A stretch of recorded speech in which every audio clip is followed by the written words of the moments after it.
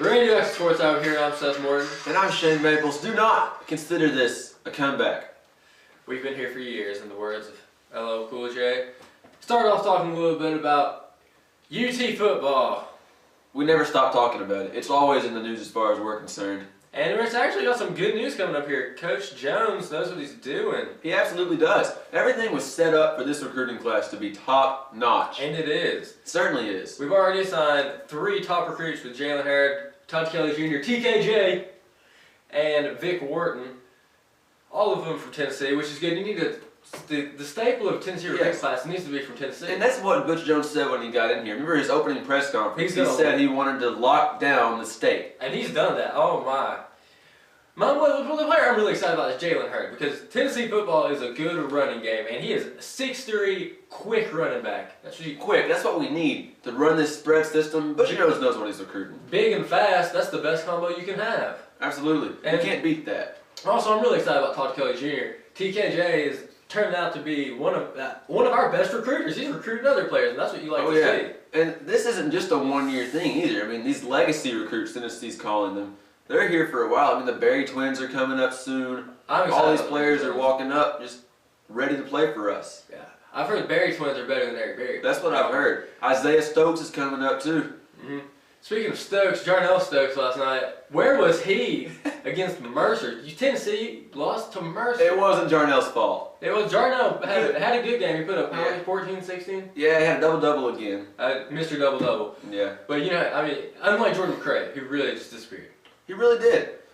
Jordan McCray just... Player of the year, my foot. Oh, yeah. I mean, you should have heard the heckling last night. I don't know if any of you were at the game or not, but sitting front row, you couldn't... It was terrible. I was right behind the bench, and he looked like he was about to cry all game. He should have been. He should have. I don't understand. They just gave up. I don't understand how players who play for big universities and things like this can just give up. Like, do you not have enough pride in yourself to just go out there? I don't care who you're playing. I'm sorry that you didn't make the NCAA tournament. But, you represent a lot of people. A lot of people, count on you. They pay money to go see you. They buy your merchandise. They really believe in you and endorse you, and you embarrass them when you lose. You don't just embarrass yourself. A lot of people count on you. And I don't understand how players now, it happens professionally too, can just give up. It's really selfish of them, to be honest. It really is. Jordan McCray, he saw his shot wasn't falling. He saw that he just didn't have it. So instead of working on it, doggone advertisement on ESPN.com. Instead of working on it and trying to work through it, he just gives up. He quits. Even in warm-ups, they just looked just disinterested. You could tell. Mercer came out. They were on fire. By the way, I'd just like to give a shout out to the Mercer mascot, the Mercer Bear has to be the best mascot I've ever seen. Did you see him break it down at half court, at halftime? I hated it. I loved it. No. He showed Smokey up. I was one of the biggest hecklers out there when he was out there. I loved it. He put so much energy into I can't believe Mercer was proud of that. They need to retire that big old mascot head when he graduates. Yeah, they need to retire it. Go ahead and get rid of it now. I thought it was great. Smokey don't go out there and do anything but wave his arms around. He's got skill. Yeah, I mean, it's impressive to do that in that big, bulky costume. It's hard. I'm wearing the Townsend Tiger, and it's not easy. Yeah, well, you know what else is not easy? Being Conzo Martin and knowing that you're not going to make it through next season. There's no excuse for Conzo Martin next year. You got Maven coming back, Stokes ideally coming back, McCray ideally coming back, unless he plays like he did last year, which ideally he will leave. Yes. And then, what's really sad, we're talking about him like this, and he went on a tear where he just had 20-point games all the time, and he was fantastic.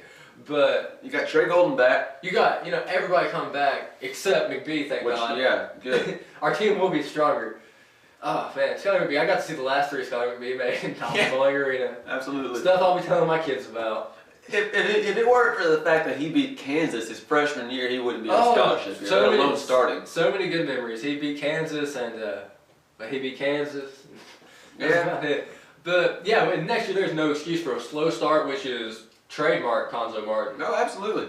And he better win at least 23 games next year. It's Bruce Pearl Part 2 time in Tennessee. Well, some things that went wrong for Tennessee this year. When Jerron Maimon didn't help at all. But when your point guard averages only 4 assists per game.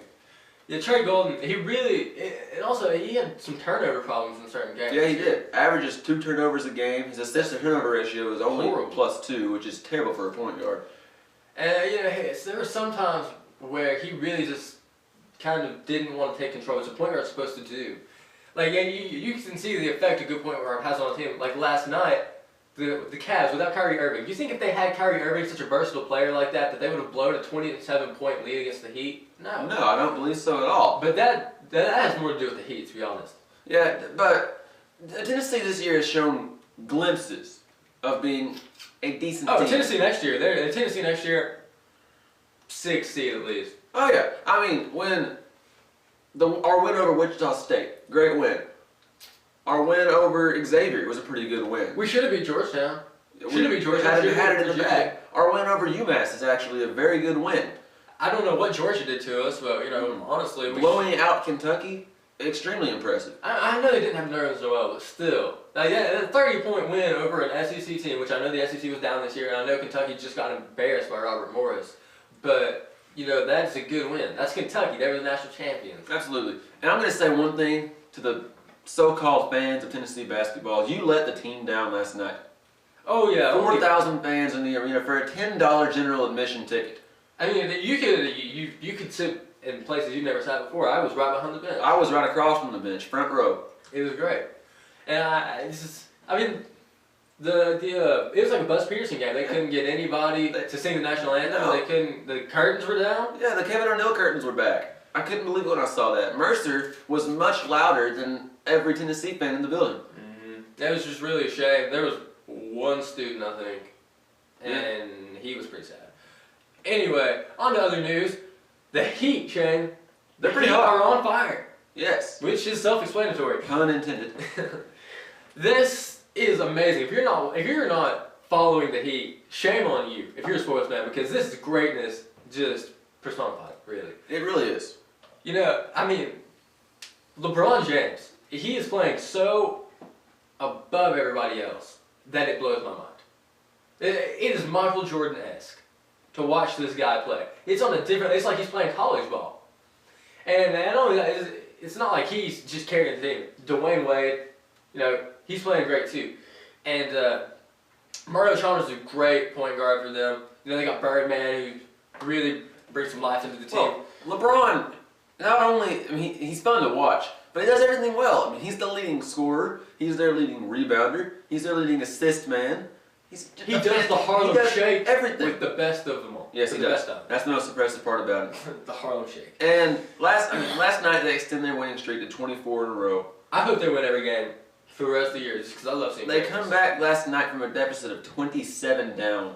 And just mind blown. They had a win on 48-17 run. That's like video game stuff. Yeah. How do you? They're playing an NBA team. Another NBA team. These are the best players in the world they're playing.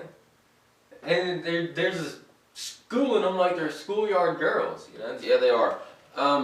Honestly, we'll be the first ones to tell you, we are not fans of the NBA. No, we don't. We don't care at all about the defense. association. They don't bring it. That's what you gotta do. You gotta bring it for me. But the Heat have got our attention. The Heat, you can't not be paying attention to the Heat right now in No. sports. One other thing that brings it that I was not a fan of, but I have been turned, people. I have been turned with the latest George St. Pierre fight when he fought Nick Diaz. But what I was more turned by, to be honest, was the Hendricks fight, people. And this is Seth's UFC moment. Hold on. George St. Pierre will be fighting the Beard Hendricks. There will be blood, people. There will be blood. George St. Pierre, allegedly the best wrestler in UFC. We will see, because George Hendricks is going to take him down. As he took down his opponent, when you saw, that was the fight of the night, people. Took him down 9, 10, 11, 12 times again and again and again. George St. Pierre is a bleeder, and he's going to bleed all over that mat. Hendricks challenged him after the match. He said, I know you all are GSP fans, but I have earned it. I will come to your house and I'll bring a ref and we'll fight right there. And he would do it too. He is a mean SOB. And he's going to bring it against George St. Pierre. And there will be a new welterweight champion. That was the moment. Beautiful. So Seth just had his little moment. And here in about 2 weeks, 3 weeks, one certain college basketball team will have its moment when it takes home the national championship. We're about to break down the NCAA tournament in ways that you have never seen before. very intellectual and beautiful ways. Anyway, we're about to give you our brackets. Shane, would you like to lead off first with the very intriguing Louisville NC matchup? Well, as tempting as it was to take North Carolina A&T, whatever the T stands for, I'm going to pull the upset. I'm going to go with Louisville. I'm with you, Shay. I just really think Louisville has the advantage in every aspect of this game. And, yeah, I think that honestly their team of destiny. I've got them going all the way. Yeah, so going on to the Colorado State-Missouri game, I've got Mizzou going. It's because I really don't believe in Colorado State, to be honest. And these 8-9 games are Well, all see, close. I've got Colorado State for the simple reason that Missouri has not shown me anything. I felt like they were extremely overrated to begin with. I felt like they should have been a bubble team. I mean, they should. I think Tennessee honestly should have gone in ahead of Missouri. But I don't know, I just really think Missouri's been there before. They'll bring it. St. Louis, one of the storylines of the tournament, going up against New Mexico State. Yeah, a lot of people are looking at St. Louis as one of those Cinderella teams from a smaller conference that can come in and make a lot of noise in the tournament. I'm not feeling that, but I mean, of course, I have them winning the first round game. Yeah, I don't buy that either. I see them getting ousted in the second round against Oklahoma State, who is very underrated. They've been playing well all year. They're playing better now than they have all year, though. They really are. Okie State, the team that beat us in the preseason tournament that we played in down in Puerto Rico. Yeah, pretty good. A very good basketball team. I don't think they're given enough credit for what they've been able to accomplish. I mean, the conference they play in didn't help them, but that conference was pretty Big underrated. 12 is pretty good, I think. Mm-hmm. I mean, you look at the teams they got in. They get in, obviously, Kansas, Oklahoma State. They get in Iowa State. Oklahoma's in. Good teams from that conference in this tournament. Mm-hmm. And I feel like that league is judged by Texas, to be honest. It is. And speaking of Texas, this is the first year in history where a team from Texas has not reached the NCAA tournament. That's a shame. Another intriguing matchup is Memphis-St. Mary's. That is a very, very good matchup. I've got Memphis going to this because I just, there's some teams you just believe in the team. I believe in this Memphis team. I believe in St. Mary's. Well, they've got God on their side. Certainly. But Memphis, they went on that tear, earlier in the year. They just won a bunch of games. They beat Tennessee, and what I saw in them was a very good team. They're not going to get flustered by the spotlight being in the NCAA tournament. Mm-hmm. Well, but St. Mary's, if you watched them play against MTSU a couple nights ago in the first four, I refuse to call it the first round. Should have been Tennessee they were playing against. Maybe. But St. Mary's just looks like a much better team than what they have been given credit for here.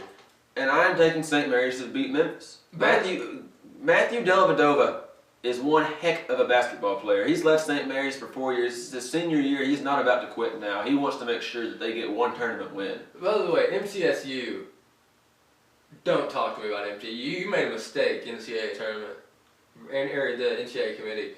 You just choose MTSU. I think Virginia would have done better. I think Tennessee would have done better. I agree. Kentucky.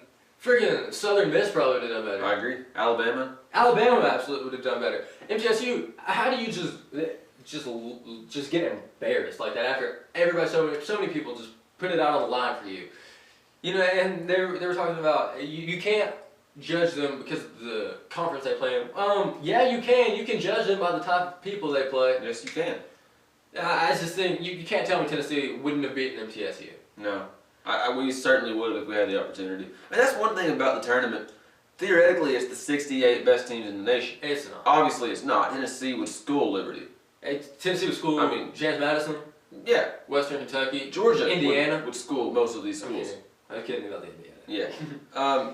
But Boise State also just... They embarrassed themselves. Oh, yeah. They flat out embarrassed themselves. But you know who will not embarrass themselves? Michigan State when they get to Valparaiso. That was a tough one.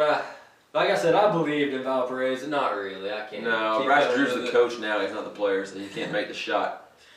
Yeah, Michigan State. I've got them. Speaking of Memphis, I've got them going ahead of Memphis in the next round. And there's not really much to talk about the Michigan State. Not yet. Valparaiso game. We'll get to Michigan State when we break down the later rounds coming up. Oh, yeah. Next matchup. Creighton and Cincinnati. This is one of the most intriguing first-round matchups you'll find. I've got Cincinnati. just based on the fact that Creighton's Creighton and Cincinnati. I know Creighton's had a great year, but Cincinnati played in the Big East and they've been there before. Yeah. It's important to have been there before. It's a big thing. But see, I'm feeling Creighton. I'm telling you, Feeling Creighton. Doug McDermott is the best, well, not the best, but he's one of the best players in the country. Listen to these stats. 23 points a game. That's second in the NCAA. 86% free throw shooter. 56% from the field. 50% from three. 50%. I mean, that's impressive. That's very good. Better than Connor McVeigh. And he's also their leading rebounder. At 7.5 per game.